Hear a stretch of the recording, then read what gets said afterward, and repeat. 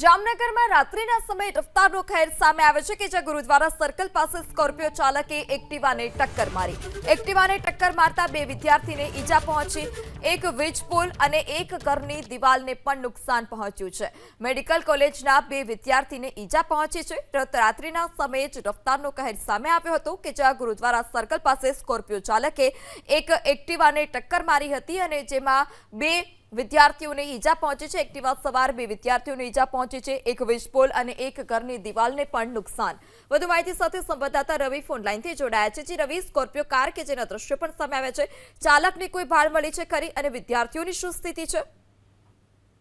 બિલકુલ, જામનગર શહેરના રસ્તાઓ પર રફતારના રાજાઓ જાણે બેફામ બન્યા હોય તેમ અકસ્માતોની ઘટનાઓ છે તે છાસવારે સામે આવતી રહી છે.